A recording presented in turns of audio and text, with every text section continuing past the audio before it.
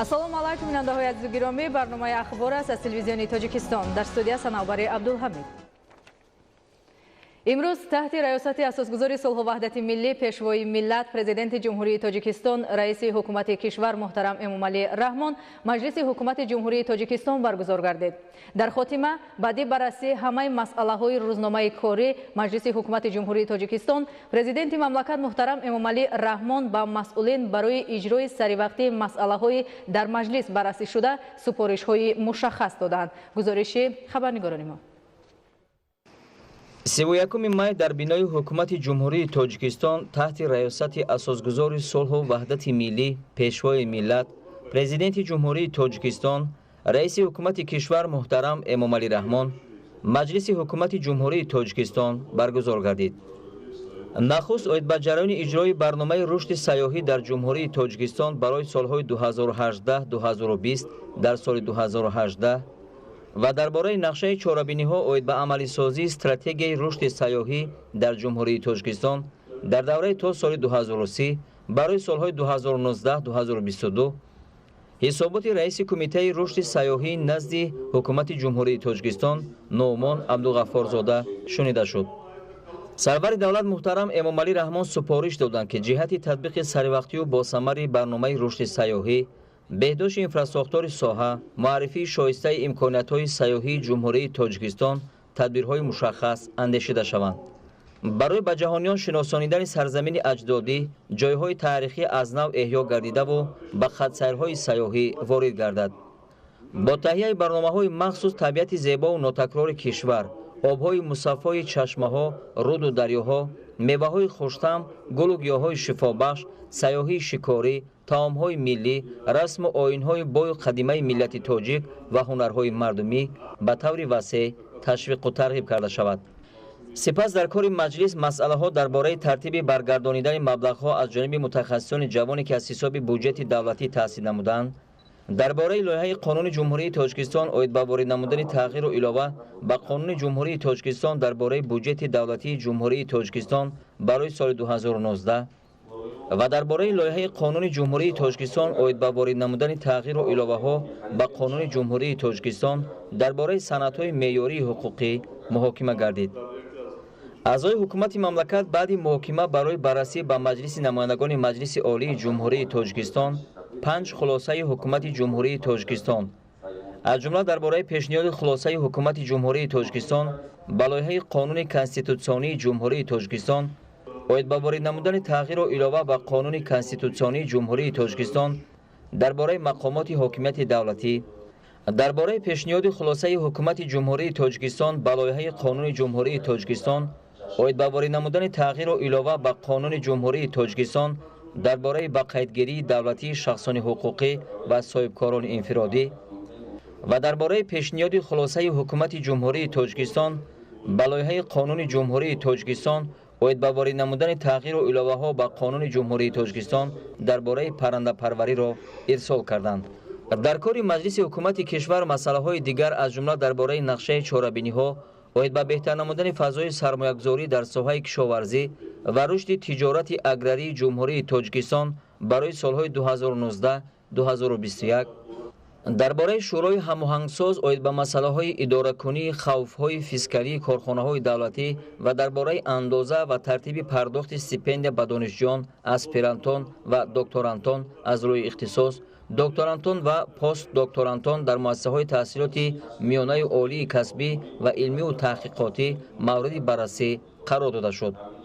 дар рафти маҷлис ҳамчунин раиси шаҳри Душанбе муҳтарам Рустами Эмомалӣ оид ба ҷараёни тадбирҳои ободонӣ дар пойтахти кишвар воситати корҳои созандагӣ дар иншоотҳои ҷашнии 30-солагии истиқлолияти давлатӣ, таъмини фаровонии маводи ниёзи аввал дар бозорҳои шаҳр аз қабили меваи сабзавот, орд, равған, гӯшт, танзими нарх дар бозорҳо бо ташкили намоишфурӯши маҳсулоти кишоварзӣ, расондани кӯмакҳои яквақтаи хайрия ба сокинони ниёзманд, омодагии пойтахт ба чорабиниҳои сатҳи минтақавию байналмилалӣ ҳисобот доданд.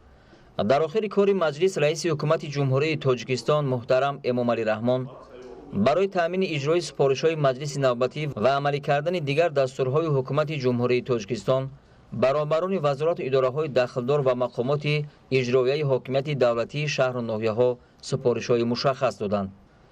дастурҳо барои омодагӣ ба давраи тирамоҳу зимистон, омодагии соҳаҳои иҷтимоию иқтисодии кишвар ба давраи зимистон, захираи кофии маводи ғизоӣ ва сӯзишворӣ, ҷамъоварии беталафи ҳосили саҳро, афзоиши содироти маҳсулоти кишоварзӣ ба хориҷи кишвар, вусъати корҳои ободониву бунёдкорӣ ба ифтихори ҷашни бузурги миллӣ 30-солагии истиқлолияти давлатии Ҷумҳурии Тоҷикистон ва дастгирии моддии табақаҳои ниёзманди ҷомеа дар моҳи шарифи Рамазон дар рӯзи ид ба эҳтиёҷмандон расондани фитри рӯза дода шуд.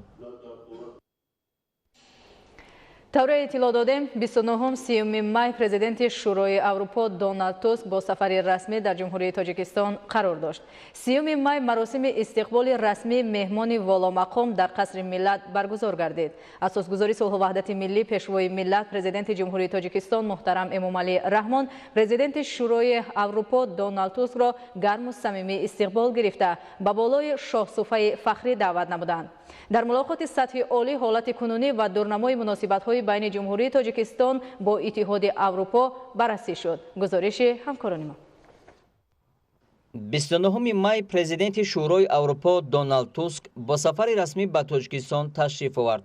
30 май маросими истиқболи расмии меҳмони воломақом дар қасри миллат баргузор гардид.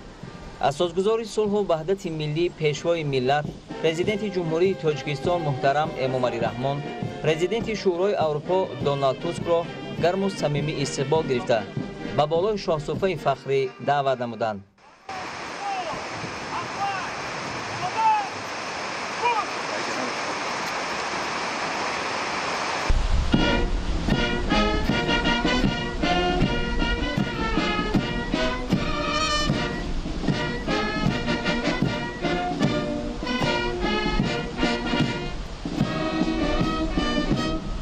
جناب عالی پرزیدنت شورای اروپا بطلان قراول فخری و مناسبت تشریف رسمی شما و سرزمین جمهوری تاجیکستان صف آراستند. کماندیر بطلان فخری و پالکونیک اوفیزاده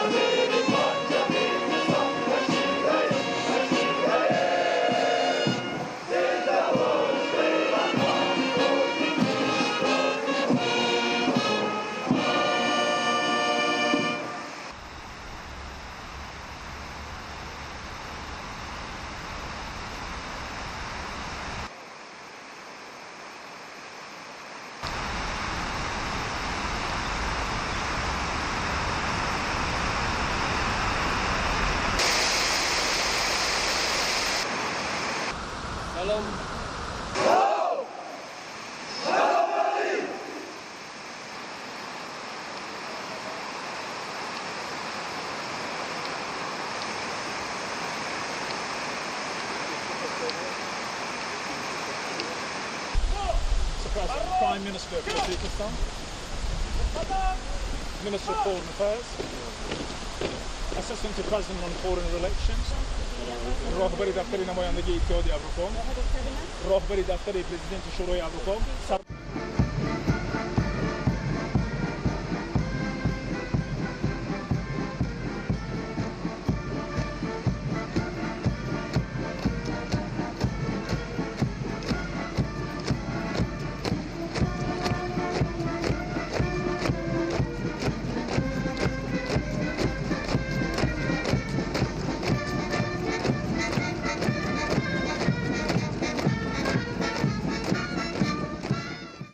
ملاقات سطح عالی نخست در واخوری خاصه پرزیدنت جمهوری تاجیکستان محترم امامعلی رحمان و دونالد توسک آغاز گردیده.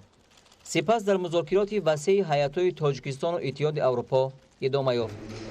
محترم جناب پرزیدنت، خوش آمدید به جمهوری تاجیکستان. از ملاقات با شما جناب پرزیدنت خیلی خوشحال هستم.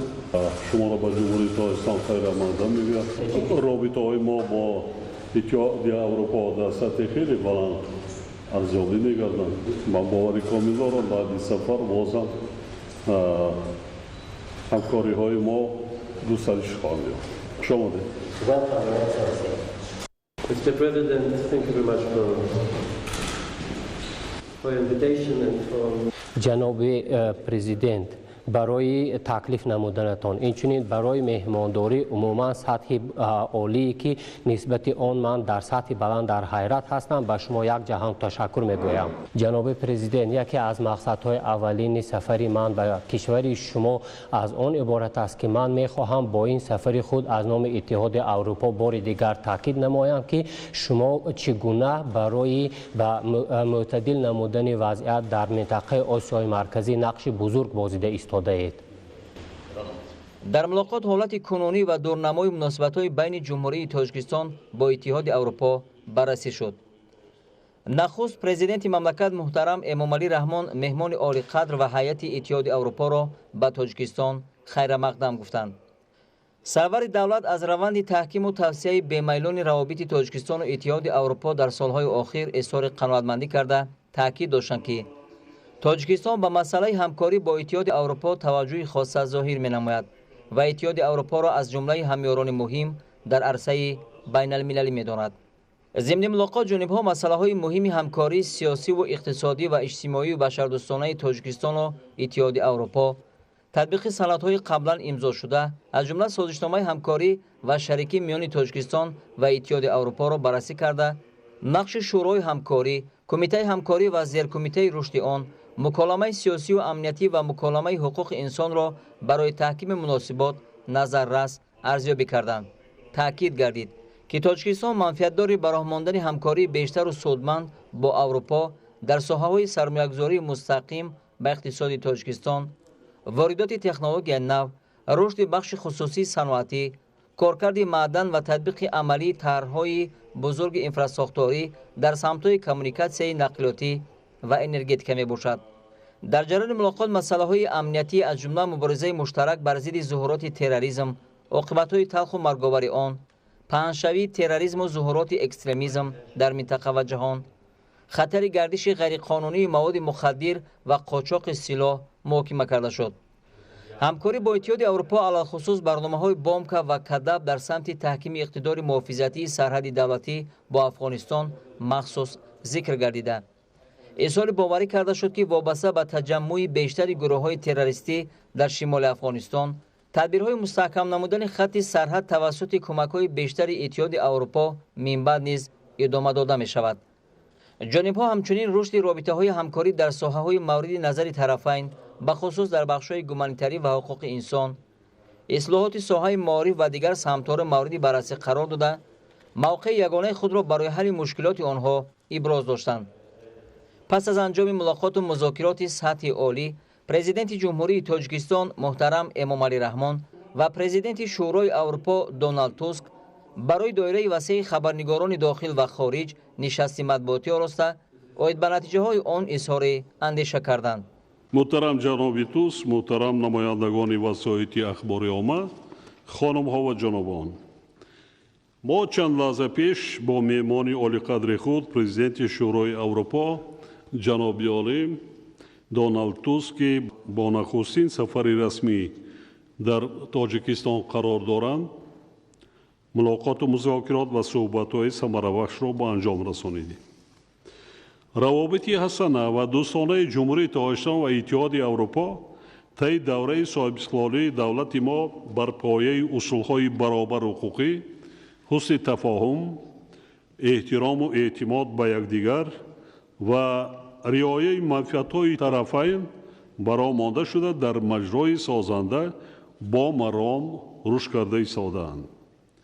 امروز اتحاد اروپا از جمله شریکان مهم تاجیکستان در عرصه بین المللی به حساب می رود. سفر پرزیدنت شورای اروپا محترم دونالد توسک به تاجیکستان باز یک نشانه واضح هوسمندی جانبها به ادامه دادن همکاری‌های سودمند و گوناگون پهلوی خود میباشد. ما امروز اطراف تمام مسائل مورد نظر طرفین بخصوص وضع کنونی مناسبت‌ها، راه‌های تحکیم و توسعه منبعه آنها و موضوعات منطقوی و بین المللی مکالمه سودمند انجام دادیم. با کمال قناعتمندی تاکید کردید که در اساس سازشنامه همکاری و شریکی میان تاجیکستان و اتحادیه اروپا که 11 سال پیش به امضا رسیده است، رابطه‌های طرف‌ها تقویت و توسعه یافته ایستاده‌اند. در برابر این قید کرده شد که در آسیای مرکزی و بیرون از آن روندهای نوی سیاسی و اقتصادی و امنیتی تشکل یافته‌اند. این واقعیت ضرورت وسیع‌تر کردن دایره روزنامه همکاری‌ها و تجدید زمینه حقوقی آنها را پیش آورده است. این است که ما مسئله مذکور را مورد مذاکرات قرار داده برای آغاز بخشیدن به روند تهیه و به امضا رسانیدن سازشنامه توسعه یافته شریکی و همکاری میان تاجیکستان و اتحاد اروپا به موافقه رسید. در مذاکرات بخش اقتصادی همکاری‌هایمان مورد توجه خاص قرار گرفت. در این زمینه تقویت بخشیدن به اساس‌های معیاری و حقوقی همکاری‌های اقتصادی تاجیکستان و اتحاد اروپا را تقاضای روز دانستیم. در این رابطه ما آغاز روند واردشوی تاجیکستان را به برنامه امتیازهای اقتصادی اتحاد اروپا GSP+ که صادرات مال و محصولات کشور ما را به قلمرو اتحاد اروپا از امتیازهای گمرکی برخوردار خواهد کرد بررسی نمودیم. همزمان ما ضرورت تقویت نقش اروپا را چون شریک رشد تاجیکستان در تطبیق لایحه‌های اقتصادی و اجتماعی کشورمان تاکید کردیم. با عرض سپاس تاکید کردنی هم که حجم عمومی کمک اتحاد اروپا به تاجیکستان تنها برای دوره تا سال 2015 زیاده از 500 میلیون یورو را تشکیل داده است. این زمان در چارچوب استراتژی نوی اتحاد اروپا برای آسیای مرکزی برای کمک به تاجیکستان در ساحه‌های رشد محل، تندرستی و معارف لایحه‌ها به مبلغ زیاده از 250 میلیون یورو تطبیق شده ایستادند. اگر در مجموع حساب کنیم قریب 800 میلیون یورو را تشکیل می‌دهد. استراتژی رشد ملی ما تا دوره سال 2030 که عامل‌های کلیدی و راه و وسیله‌های رشد درازمدت و استوار تاجیکستان را معین می‌کند، بخش مهمی صحبت ما بود. جانب تاجیکستان ابراز داشت که اتحاد اروپا را در قطار برنامه رشد سازمان ملل متحد چون شریک کلیدی تطبیق این استراتژی دیدن می‌خواهد. ما نگرانی عمیق خود را از خطر گسترش تروریسم و ظهورات اکستریمیسم، جنایتکاری متشکل فرامرزی از جمله گردش غیرقانونی مواد مخدر و قاچاق سلاح ابراز داشت. در این زمینه ما بر آن اندیشه بودیم که پدیده‌های مذکور مقاومت مشترک جامعه جهانی را در مقابل آنها تقاضا می‌نماید. ضمناً تاکید نمودیم که هر دو جانب همکاری‌هایشان را در مبارزه بر ضد این ظهورات خطرزا تقویت خواهند بخشید. در رفت مذاکرات با امنیت و ثبات مرزهای تاجیکستان و وضع افغانستان و منطقه در مجموع توجه زیاد ظاهر کرده شد. در این راستا مکالمه امنیتی سطح بلند میان کشورهای آسیای مرکزی و اتحاد اروپا چون ابزار مهم ارزیابی گردید. ما نیازمندی جانب تاجیکستان با مستحکم نمودن خط سرحد و مساعدت اتحاد اروپا را در این امر از جمله توسط توسعه برنامه‌های بانک و کدب تاکید داشتیم. همزمان ما تطبیق لایحه‌های منطقوی را برای بهتر نمودن سطح اقتصادی و اجتماعی افغانستانی همجوار عامل مهمی استقراری وضع در آن عنوان کردیم. وابسته به این ما از استراتژی نوی اتحادیه اروپا برای آسیای مرکزی که سال جاری قبول می شود استقبال نمودیم. نقش همکاری های گومانیتری در روند رشد رابطه های تاجیکستان و اتحادیه اروپا خیلی مهم دانسته شد و جانب ها ضرورت تقویت و گسترش بیشتری آنها را بار دیگر تاکید کردند. جانب ها به مکالمه تاجیکستان و اتحادیه اروپا عاید به حقوق انسان توجه مخصوص ظاهر نموده آمادگی خود را برای ادامه آن ابراز نمودند. جانب ها مسائل مربوط به منطقه آسیای مرکزی را که سالهای آخر خصلت خیلی مثبت را کسب کردند محاکمه کردند. مسائل مختلف بین المللی از جمله حوادث تشویش آور در مملکت های خاورمیانه نیز مورد مبادله افکار داشت. در این ارتباط ما سر آن عقیده قرار داشتیم که مشکلات این کشورها قبل از همه توسط گفت و شنید و با راه و وسیله‌های صلح‌آمیز باید حل و فصل شود. عاقبت‌های تغییریابی اقلیم و مشکلات مربوط به محیط زیست نیز در محور گفتگوزار ما قرار داشت. ابراز گردید که ما در این جهت نظر یکسان داریم و در ارتباط با اقدامات داخلدار جهت پیشگیری پیامدهای عاقبت‌های تغییریابی اقلیم اظهار آمادگی نمودیم. جانب تاجیکستان در سرگه منبع‌های آب‌های منطقوی واقع است. بار دیگر اظهار نمود که منفعت‌دار استفاده عاقلانه و سرفکارانه ذخیره‌های آبی منطقه همچنین حفظ محیط زیستی آن میباشد. در این مسئله ما با پورگی همدیگر فهمی خود را با اتحادیه اروپا اظهار نمودیم. ما با اتحادیه اروپا برای سهم عملی آن در رشد تاجیکستان عرض سپاس نموده ابراز اطمینان کردیم که در دایره استراتژی نوی اتحاد همکاری های ما رونق تازه پیدا خواهند کرد. ما به جناب پرزیدنت در فعالیت میانبردشان موفقیت آرزو نموده اظهار امید می نماییم که از این سفرشان به تاجیکستان تأثیرات خوب خواهند برداشت. حالا من با کمال میل رشته سخن را به پرزیدنت شورای اروپا جناب عالی دونالد توسک میدهم.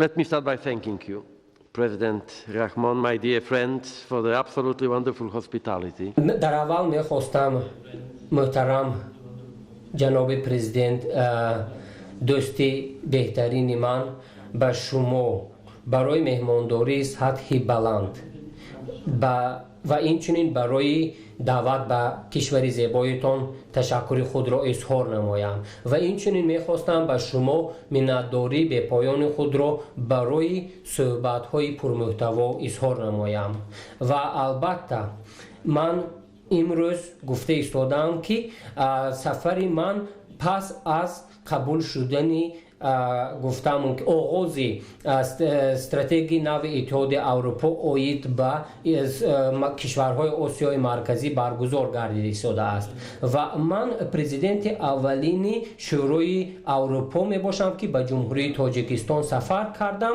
که این باز دیگر نشان دهنده جانبداری همکاری های قوی در آینده با تمام منطقه می باشد و البته جایگزینی منطقوی شما که نهایت از استراتژی می باشد و از جانب دیگر اون نقشی که شما در بین اروپا و آسیا می بازید و اینچنین اون دستاوردهای مثبتی که در سالهای آخر شما به دست آوردید بار دیگر به هر یکی ما برای همکاری قوی و اینچنین شریکی زمانوی راههای نو کشید. ما البته در سطح بلند شریکی های خود را ارزیابی می نماییم. اتحاد اروپا امروز پیشنهاد کرده ایستادند که استانداردهای بلند البته و اینچنین سرمایه گذاری های با صفت به ساحه های تندرستی و پیدا نمودنی یا که پیشنهاد نمودن امکانیت ها برای رشد سودا و اینچنین نقلیات، انرژتیکا و اینچنین مسئله‌های رشد رقمی برای ما برای تامین نمودن استقلالیت آینده جمهوری تاجیکستان نهایت مهم می باشد. من امروز به منطقه پامیر به پیریخ‌های این منطقه سفر کردم و در سطح بلند از سفر خود حیرت آور هستم. البته از جانب دیگر درباره آبشوی یا پیریخ‌های جمهوری تاجیکستان شنیدم که این البته برای ما نهایت موضوعی نگرانی کننده باقی میماند. و از جانب دیگر جناب پرزیدنت من میخواستم ذکر نمایم که جمهوری تاجیکستان برای اتحاد اروپا در حل تمام مسئله هایی که ما امروز بررسی نمودیم در آینده هم شریک مهم و استراتژیکی باقی میماند. و از جانب دیگر جناب پرزیدنت امروز ما درباره مسئله های همکاری دو جانبه بین جمهوری تاجیکستان و اتحاد اروپا صحبت داشتیم. من تصدیق نمودم که اتحاد اروپا امروز آماده است که برای دسترسی جمهوری تاجیکستان به بازارهای اروپا تا قدر امکان کمک‌های ضروری رسانیده شرایط ضروری را فراهم آورد. و البته شما می‌دانید جناب پرزیدنت که وقتی که من درباره این گپ میزنم چی را من در نظر دارم. ما اینچنین آینده همکاری‌های دو جانبه رو بررسی نمودیم. جناب پرزیدنت ما البته با بین جمهوری‌های تاجیکستان و پولش بسیار گفته ممکن است رابطه‌های مستحکم داریم و البته تاریخی عمومی داریم و امروز مبارزه ما برای آزادی ملت‌های ما بار دیگر نشان می‌دهد که تا چه اندازه ملت‌های ما نزدیک هستند. مسئله‌های حقوق انسان اینچنین قسمت نهایت مهمی تاریخ کشورهای ما باقی میباشد و البته مقصدهای بلند درجه برای به دست آوردن هدفهایی که ما در پیش گذاشتیم برای ما وابسته به مسئله های حقوق انسان و آزادی در آینده هم نهایت در سطح بلند باقی خواهند ماند. برای به دست آوردن این مقصد البته ما گفتن ممکن است میدانیم تا چه اندازه به شما ضرور بود که جرأت نشان دهید و جناب پرزیدنت شما البته همه وقت می توانید با کمک اروپا و اینچنین با کمک شخصی من تکیه نمایید. جناب پرزیدنت می خواستم بار دیگر ذکر نمایم که در مسئله های منطقوی و اینچنین جهانی وابسته به تامین امنیت همه وقت شما می توانید به دستگیری ما تکیه نمایید. بار دیگر در آخر سخن می خواستم به شما برای مهمانداری سطح بلند تشکر گویم. برای همتون تشکری زیاد. رحمت. در دایره سفری رسمی به جمهوری تاجیکستان رئیس شورای اتحاد اروپا دونالد توسک از محل جایگیرشوی کولی سررس و ناحیه درواز بازدید به عمل آورد. سمندر اسکندرزاده از جریان سفر هیئت مهمانان گزارش آماده نموده است. رئیس شورای اروپا دونالد توسک ضمن بازدید از کولی سررس که یکی از بزرگترین منبع آبی مصفا در جهان محسوب می‌یابد و طبیعت دلفریب و ناتکرار دارد به ذخیره‌های بزرگ آبی تاجیکستان بهای بلند داده طبیعت زیبای و ناتکراری کشور ما را گنجینه بزرگ طبیعی نامیدند. هنگامی که ما به این کولی نادر نظر می‌افکنیم پیش از همه نعمت گرانبهای طبیعت آب را می‌بینیم. ما باید آب را به طرز ثمرناک به شیوه استوار مورد استفاده و استعمال خود قرار بدهیم زیرا این نعمت طبیعت ثروت مهم محسوب می‌شود. در حقیقت این ثروت تاجیکستان را یگان کشور دنیا صاحب نیست. آبی پاک و مصفا و طبیعت دلفریب البته دل هر بیننده را تسخیر می‌کند. در میان کوهسار گنجینه نهفته است که نجات بخش بشر است. خداوند به کشور شما ثروت‌های بزرگ طبیعی عطا کرده است. این شهادت حکمت است که شما مردمی نظر کرده می باشید. ҷумҳурии тоҷикистон таҳти роҳбарии асосгузори сулҳу ваҳдати миллӣ пешвои миллат президенти ҷумҳурии тоҷикистон муҳтарам эмомалӣ раҳмон дар ҳалли мушкилоти вобаста ба об дар сайёра пешсаф буда кишвари мо бо иқдому tashabbusҳои бузурги сарвари давлат дар масъалаи об ва дигар масоили муҳими байналмилалӣ дар сатҳи минтақа ва ҷаҳон мақому манзалати баланд дорад. Аз ҷониби ҷомеаи ҷаҳонӣ қабули пешниҳоди навбатии пешвои миллат даҳсолаи байналмилалии амал об барои рушди устувор солҳои 2018-2028 низ далели пешсафии Тоҷикистон дар ин самт аст. имрӯз дар ҷомеаи муосир норасоии оби ошомиданӣ яке аз мушкилоти асосӣ ба шумор меравад ва саҳми Тоҷикистон дар ҳалли ин масъалаи доғироз бузург аст. Дар солҳои охир чорумин пешниҳоди ҷониби Тоҷикистон дар масъалаи об аз ҷониби ҷомеаи ҷаҳон ба хушнудӣ пазируфта шуд ки ин муваффақияти бузурги миллати тоҷик ба ҳисоб меравад. Имрӯзҳо на танҳо дар кишварҳои минтақа балки дар ҷаҳон президенти ҷумҳурии Тоҷикистон муҳтарам Эмомалӣ раҳмон ҳамчун ташаббускори асосӣ дар ҳалли масъалаи норасоии оби ошомиданӣ ва ҳифзи захираҳои табиӣ дониста мешавад. иқдомҳои пайдарпайи ҷониби Тоҷикистон беназир аст, зеро кишваре ки дорои чунин манбаъҳои бузурги табиӣ мебошад худро дар канор нагирифта барои ҳалли мушкилоти сокинони сайёра ғамхорӣ мекунад. дар ҳақиқат мардуми тоҷикро шахсияте роҳбарӣ мекунад ки сокинони сайёра дар орзуи чунин сарваранд.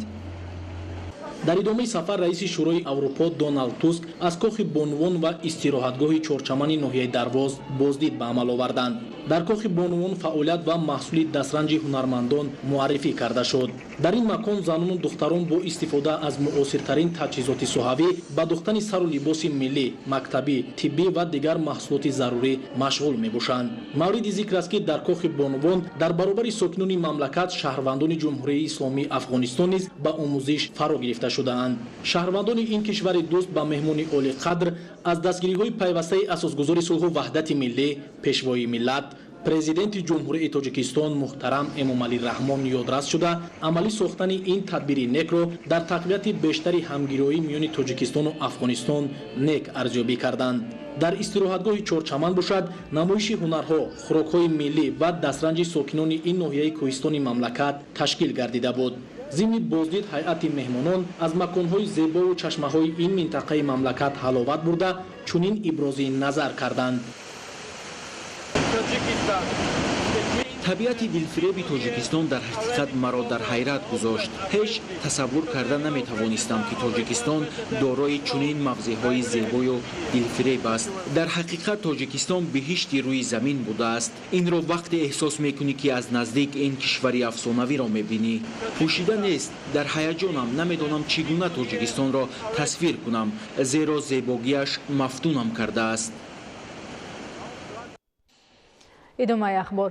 имрӯзҳо таъмиру таҷдиди роҳи мошингарди Душанбе-Чаноқ дар минтақаҳои Варзоб аз ҷониби филиали ширкати саҳомии Innovated Road Solutions Ltd дар ҷумҳурии Тоҷикистон бо суръат идома дорад. дар ин минтақа 11 километри роҳ пурра навсозӣ карда мешавад. тафсилоти бештар дар гузориши ҳамкорони мо. таъмиру таҷдиди роҳи мошингарди Душанбе-Чаноқ дар минтақаҳои Варзоб, Зарафшон ва Суғд идома дорад. тибқи нақша дар як муддати кӯтоҳ танҳо дар минтақаи Варзоб 11 километр роҳ бояд таъмири куллӣ ва қисмати боқимондаи он таъмири ҷорӣ шавад ки бо ин мақсад зиёда аз 16 000 тонна асфалт харҷ мегардад. тамоми чанд рӯзи охир барои вусъати корҳо дар минтақаи Варзоб зиёда аз 40 техникаву механизмҳои роҳсозии филиали ширкати саҳомии Innovated Road Solutions Ltd дар ҷумҳурии Тоҷикистон машғули кор мебошанд. тибқи талаботи бахши роҳсозӣ дар навбати аввал асфалти осебдидаи роҳ бартараф, минтақаҳои фурурафта барқарор ва сипас роҳ як лухт асфалтпӯш карда мешавад. ба шарофати масъулиятшиносӣ ва меҳнати пурмаҳсули кормандони филиали ширкати зикршуда дар муддати кӯтоҳ асфалти роҳ дар қитъаҳои вайроншудаи роҳ бартараф гардида мунфаршкунии як лухти роҳ оғоз гардид. тавре масъулини филиали ширкат гуфтанд дар мавсими имсола доираи фаъолият хеле васеъ гардида тасмим гирифта шудааст ки зиёда аз 50 километри роҳ таъмири куллӣ ва зиёда аз 100 километр таъмири ҷорӣ шавад. илова бар ин дар ояндаи наздик пурра нав намудани асфалти роҳ аз авлавиятҳои роҳбарияти филиали ширкат маҳсуб мешавад. ашхоси огоҳ хуб медонанд ки таъмири куллӣ аз лиҳози моҳият ва хароҷот аз бунёди роҳ кам нест. در تابعیت فیلیال شرکت سهامی اینوویتیو رود سولوشنز لتد در جمهوری تاجیکستان 30 عدد کارخانه اسفالت باراری فعالیت دارد. موجودیت این کارخانه ها امکان فراهم آورده است که تعمیر اساسی و جاری راه در سطح خوب و صفت بلند عملی شود.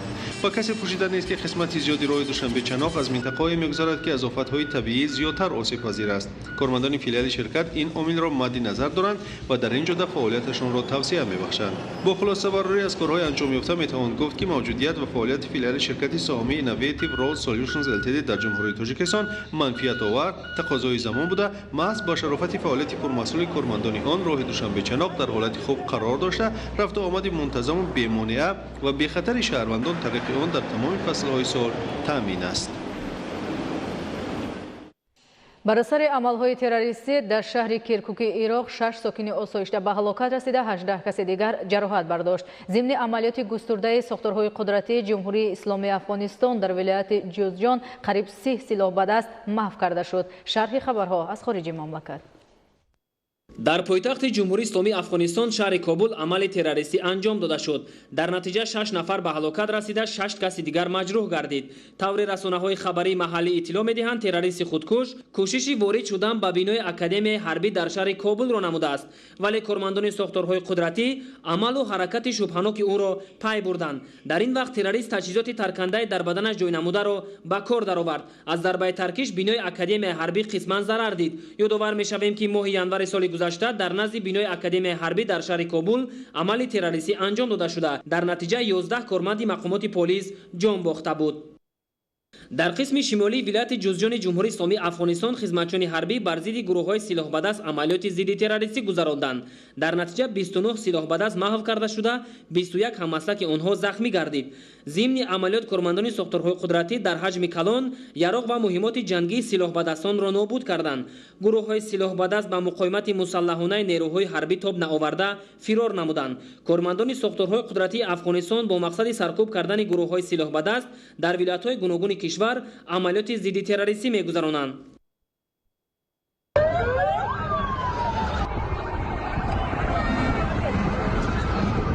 در شهر کرکوک عراق چند عمل تروریستی انجام داده شد. در نتیجه 6 نفر به هلاکت رسیده، 18 کس دیگر با جراحت گوناگون در بیمارخانه بستری شدند. احتمال شماره هلاک شدگان افزایش یابد، زیرا طبیبان وضع سلامتی چند تن از زخمیان را وزنین ارزیابی میکنند. موافق معلومات کارمندان ساختارهای قدرتی، تروریستان در منطقه‌های گوناگون شهر کرکوک 5 نقلیاتی با مواد ترکنده مجهز را ترکاندند. از ضربه ترکش چند نقلیات و بناهای اطراف حادثه ضرر جدی دیدند. وابسته به عملهای پی در پی تروریستی در شهر کرکوک عراق تدبیرهای امنیتی پرزور کرده شده است. در دریای رین منطقه گراند است فرانسه قایق رزینی غرق شد. بر اثر حادثه 3 نفر از جمله یک کودک 6 ساله جان باخته، یک کس دیگر بینشان گشت. هلاک شدگان شهروندان آلمان میباشند. کارمندان خدمات داخلدار اظهار می‌دارند که هلاک شدگان با خود کمزلچه‌های رزینی نداشتند. طبق اطلاع پیشکی سبب غرق شدن قایق رزینی در به عمل آمدن شمال سخت ارزیابی می‌گردد. در محل حادثه غواصان برای پیدا کردن یک نفر بینشان گشته فعالیت دارند.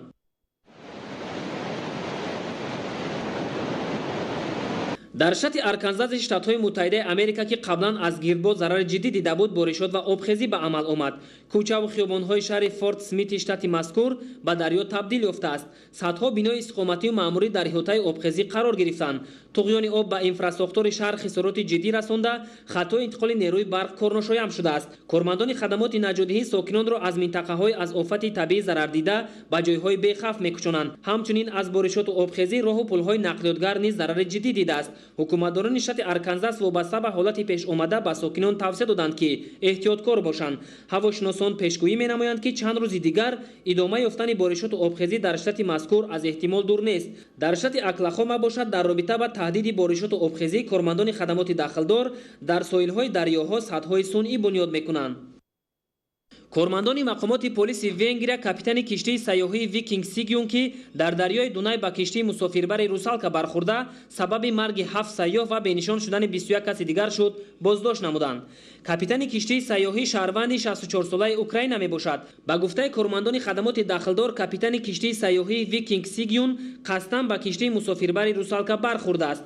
در دریای دونای ونگریا در نتیجه به هم برخوردن دو کشتی 7 سیاح از جمهوری کره جنوبی به هلاکت رسیده 21 کس دیگر بینشان گردید. پس از رخ دادن صدمه کارمندان خدمات داخلدار به محل حادثه آمده با تلاش‌های زیاد توانستند 7 سیاح را نجات دهند. از روی معلومات کارشناسان بعد از رخ دادن حادثه کشتی مسافربر روسالکا در دوام 7 ثانیه غرق شده است. به گفته کارمندان خدمات نجات‌دهی هنگام غرق شدن کشتی مذکور مسافران با کمزلچه نجات‌دهی تامین نبودند. اطلاع داده می شود که هر دو کشتی که در دریای دونای شهر بوداپشت ونگریا به هم برخوردند با شرکت ویکینگ کرویزز شویتزاریا تعلق دارند. هنگام غرق شدن کشتی روسالکا در داخل آن 33 سیاح از جمهوری کره جنوبی و 2 ملاح قرار داشتند. در محل حادثه کارمندان خدمات نجات‌دهی برای پیدا کردن بینشان گشتگان فعالیت دارند.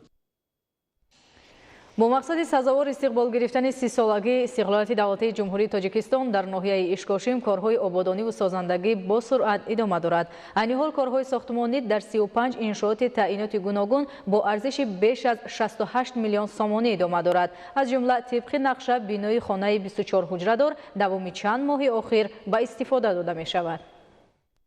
از روی اطلاع رهبریت جماعت دهاتی رستمبک یوسفبکов در مرکز ناحیه اشکاشیم ساختمان 4 انشاءات خواجگی خلق جریان دارد که مهمترینشان ورزشگاه مرکزی و بنای استقامتی برای کارمندان مقامات اجرایی حاکمیت دولتی و کارمندان ساحه طب می باشند.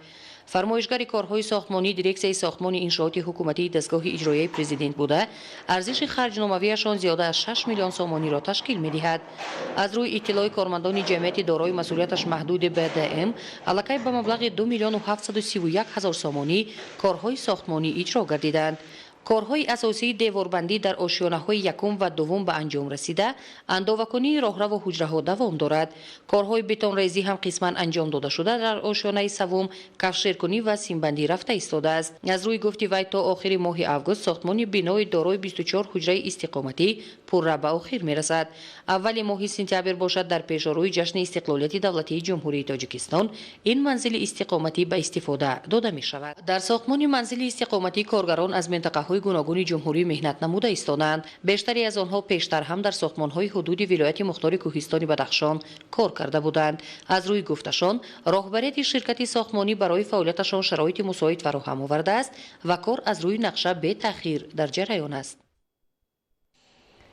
جمع‌آوری و صادرات میوه از ولایت سوغد به خارج مملکت همه روزه برآمد مانده می شود و تا امروز بیش از 2000 تن میوه تر و تازه از جمله زردآلو، گیلاس و آلو به فدراسیای روسیه و قزاقستان فرستاده شده است. حجم صادرات محصولات میوه‌های تر و تازه از شهر و ناحیه‌های ولایت سوغد نسبت به یک سال پیش نزدیک 600 تن زیاد می باشد. گزارش صدرالدین سیراج‌الدین و بحرالدین زایر. талабот ба меваҳои шаҳрбор ва тару тозаи тоҷикистон дар хориҷи кишвар ҳамасола афзоиш меёбад. То ба имрӯз аз вилояти суғд ба миқдори 2200 тонна, аз ҷумла зардолу 2114, гелос 6 ва боқимонда олу содирот шудааст ки нисбат ба ҳамин давраи соли гузашта қариб 600 тонна зиёд мебошад. имрӯз ҷамъоварӣ банду баст ва содироти мева дар шаҳрҳои исфара, конибодом, ноҳияи бобоҷон ғафуров ва асосан дар ноҳияи ашт бо авҷ идома дорад. дар ноҳияи ашт ки сокинонаш ба парвариши зардолу завқи бештар доранд, зиёда аз 17 000 гектар зардолузор мавҷуд аст ки аз он 9 000 гектараш ҳосилдиҳанда мебошад. то ҳол зардоли парварони мо 1470 тонна зардоли ба хориҷи кишвар содирот карданд. айни замон мо содироти зардолиҳои пешпазаки арзанакро ба анҷом расонда ба صادراتی نوهای شلاخ و روخ جوانان آغاز کردیم. میوه تر و تازه از حدود ولایت اساساً به فدراسیای روسیه و جمهوری قزاقستان صادرات می شود و برای افزایش بخشیدن حجم آن در گذرگاه‌های سرحدی به صاحبکاران امکانات و امتیازهای ضروری فراهم می باشد. در دیدبانگاه‌های گمرکی نزدیک سرحدی که گذرگاه‌های اتومبیل را در بر می‌گیرند، دالان سوداگردانی به رسمیت روی گمرکی معین کرده شده است.